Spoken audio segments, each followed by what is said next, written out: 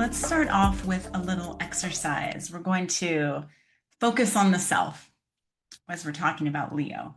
What are 4 ways that you would describe yourself when you're at your best? And it might look like I am kind, I am loyal, I am trustworthy, my inner circle knows that I always have their back, I am funny, I know how to have fun, I love to mess with people and make people laugh. Or maybe you love to be grounded and centered and you're always holding space for people. Whatever it is, just think about that for a minute and pat yourself on the back for these characteristics. Because what we're talking about today is Leo versus Aquarius. And Leo is ruled by the sun, and oftentimes our very best characteristics will shine brightly. However, when we are around other people, what happens? Who do we turn into? And that is the archetype of Aquarius. I'm Nafa Perkins of Astrology, and this is Awakening with Astrology. I go through all of the facets of all of the sun signs. These are binge-worthy episodes. You can find them all under the playlist on YouTube called Astrology for Awakening. Make sure that you like and subscribe. So in this episode, here's what we're going to talk about. You don't have to have Leo or Aquarius as your sun sign or in your chart at all. These are archetypes that totally relate to you, how you navigate around the world. We're going to be talking about what happens when you show up as your authentic, beautiful, kind, loving, funny self, only to be met by all the people out there. We're also going to be talking about the hidden ways that these 2 archetypes totally influence your relationships and your self-expression. I'm also going to touch on how understanding these dynamics can help you break free from old, tired patterns and really step into the version of you that you like the most. And you know what? We want to be that version of us that we like the most. Let's face it. So if you like my style and you want to work with me privately, you can find me at electraastrology.com. And let's get into the teaching. Leo season is quite the thing this year. And I think that it's because so many of us are doing all of this significant shifting and changing. The veils are so much thinner.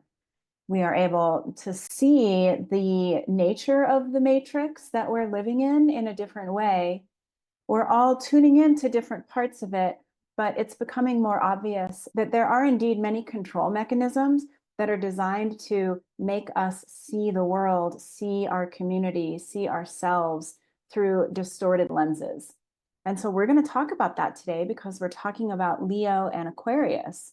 Aquarius is the sign that is across the zodiac from Leo. And so these 2 are always hand in hand. Leo is the energy of the self. And if we're tuning into ourselves, we understand that we each have a true north, that there is some driving force that makes us who we are, that informs us about what we're doing here, what is possible, what our mission is. And when I share with you that I feel that part of my mission right now on the planet is to help people understand themselves, that is part of my Leo nature, that is part of my true north. The more that we come to understand that we each have this authenticity that is available to us, and we also start to see all of the veils that have been covering that true authentic self. And we start to pull away the veils. And we've talked about it over the last few weeks, and certainly over the last few months as we've dove into all of these different sun signs. This idea that we are largely informed that we are who our parents, our teachers, our culture, our governing bodies, our inner critics want us to be. And we develop these defense mechanisms, these survival mechanisms, really, around if I show up and I'm nice, good, smart, successful, desirable, then I'll be okay. And then we integrate those things and we make them a part of our personality. And then we relate to ourselves as being those things. But when we start to pull those concepts away, we say, well, no, who am I if I'm not desirable? Who am I if I'm not wealthy and successful, if I'm not young and lithe? Because we all know that the nature of human life is that nothing is ever the same.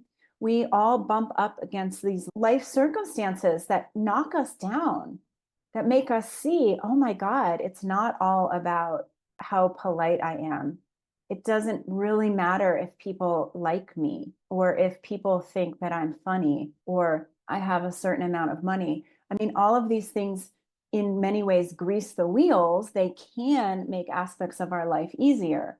But when it comes to the truth of who we are, those things don't really hold any water. They're empty. So the more that we come to see that, and the more that we come to understand that we have this true essence that is connected to our higher self and is connected to higher power. And that essence, that inner flame, is the clean, clear, distilled, non-distorted version of us.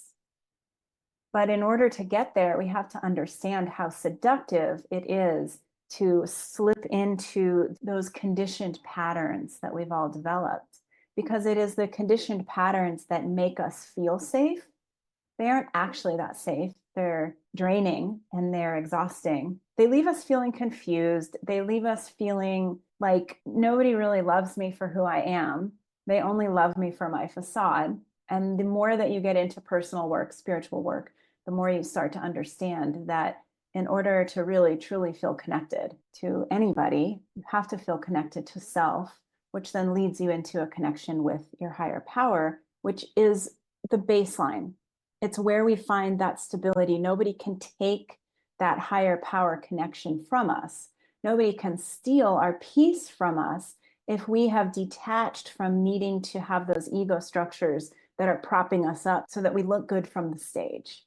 So this idea of the stage, Leo is the actor. Leo is the part of us that wants to be seen. We want the attention. We want to feel as if we're doing something positive and powerful and creative, and we want other people to see us doing it. And there's this idea that if we have more followers, more of an audience, if we're more popular, if more people are there watching us and applauding us, then we're doing something right. And that's when we bring in this concept of Aquarius, because Aquarius is the audience. Aquarius is the people in our lives, the people around us, the general public, the people that we are in groups with, our colleagues. So Aquarius is an air sign and it is fixed. It is very relational in nature. So it speaks to our relationship with, quote unquote, the people. And most of us have a pretty tricky relationship with the people, especially if we have a strong ego that needs to be propped up in order to feel like you're getting reflected in the way that you want. Imagine that if you're the actor on the stage and people are booing you, it's painful. If nobody's clapping for you, it's embarrassing. If you're just an extra and somebody else is getting all the attention, it can feel diminishing. So there's all of these ways that we relate to that audience and we think, oh God, I don't want that. Definitely don't want that. So what do? We start really amping up the performance. Look at me, see me. I'm important. I'm beautiful. I'm wealthy. I'm successful. I have a lot of followers. I have people that love me. But that's where we get into that field of emptiness. Like, God, I'm just performing. I'm just putting on this act and people are interested in me, but does that really mean that they love me? Does that really mean that they are connected to my heart? So we've talked about this over the last few weeks, the importance of this heart connection. And if you think about the people in your life that you have that heart connection with, meaning you feel seen, you feel safe, you don't have to put on an act, you don't have to put on your makeup, you can show up and be schlumpy. I was talking to my mom. Shout out to my mom who listens to this podcast every week, which I think is amazing. We were talking about some of the content from last week around people who really love you, don't care what you look like. They don't care whether you're successful.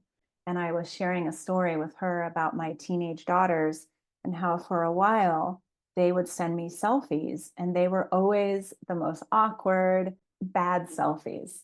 And we always laughed because we all know when we're taking pictures, 3/4 of the time, 90% of the time, they're terrible.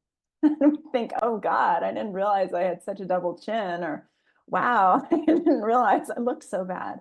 So the girls would send me their selfies, their ugly selfies all the time. And we would all get such a kick out of it. And the reason that they would send those is because they were funny. And also, they knew that I did not care at all whether they were perfect in those pictures.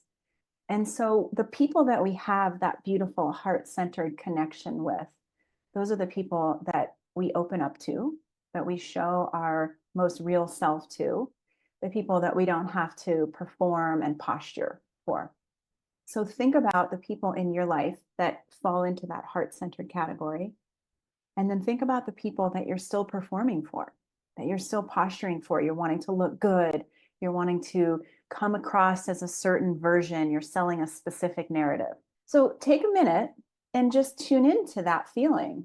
Take some deep breaths into your heart center and just notice what feelings you have about those relationships where you're just putting on an act. You're smiling, you're agreeable, you are sidestepping certain versions of conversation, certain topics of conversation. Think about the extra energy that it takes to be around those people.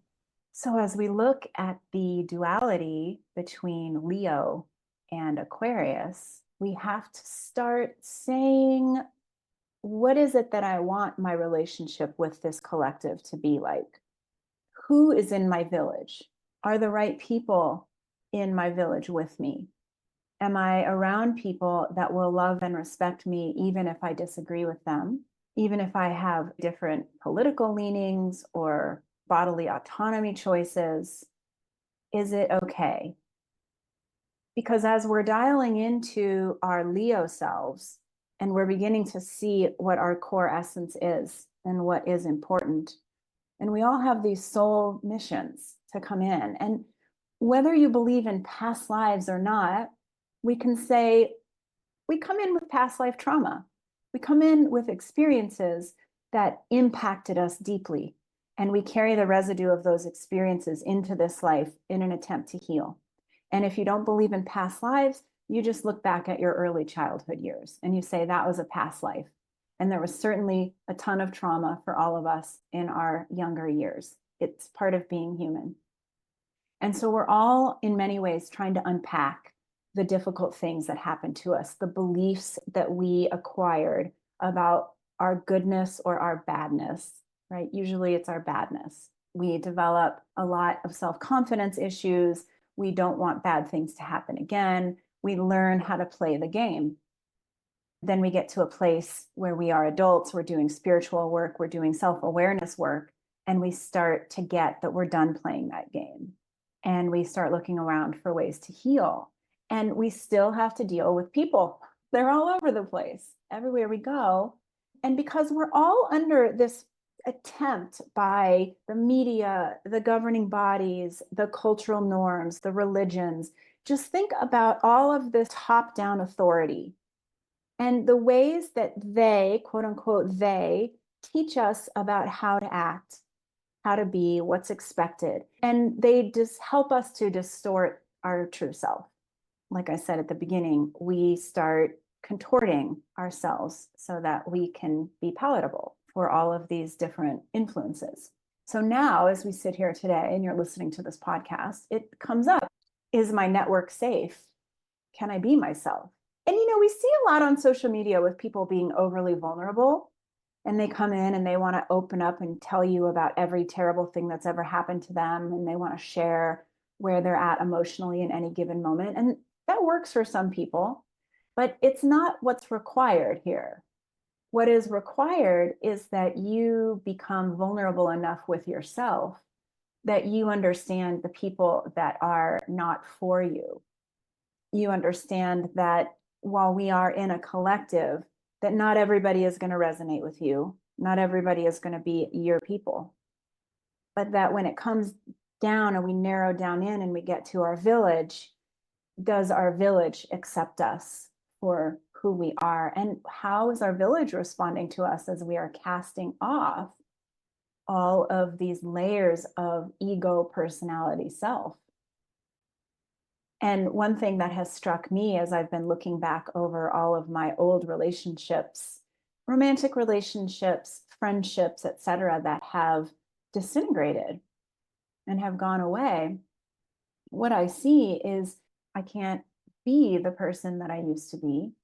I can't play the game in the way that I used to, and that's okay. And so when we're looking at this concept of who are we, and then who are we surrounded with in that second circle, and then who's outside in that third circle, we'll just call them the rest of the world. We look at the rest of the world and we say, listen, we're not ever going to be homogenized with the rest of the world. And that's part of what we see that is so stressful right now for people in a political sense. Some of those powers that be really push for the homogenization of everybody. They want everybody to think the same, believe the same, make the same choices, agree with everybody. And that's really not possible. And how could it be possible when everybody is so very unique? And that's part of the lesson of Aquarius. We learn to conform and then we learn to rebel. So we're working with those questions right now in a big way, conforming, rebelling. We know that that third circle out, we almost have to just let those people do their thing. The second circle in, which is our village, we want to be more and more clear about whether the people in our village are going to love, accept, and enjoy us for who we are. Because that first circle in is that Leo sense of self. And in order to really be authentic to who you are, who we are, we have to accept ourselves. We have to say, look, I'm not somebody that enjoys being around large groups of people. I'm not somebody that enjoys being lied to. I'm not somebody that cares about the brand of shoes that I wear. And I'm just giving you some various examples. If you look back into your history and all the people that you were friends with, the people that you were in relationship with, and the things that you let slip because the relationship was serving some other purpose. But think about the times when you were lied to, or the times that you were posturing and fronting a false version of self because you wanted to fit in, you wanted to conform, you had to work with the rules, the context of those relationships. And look at your relationships now.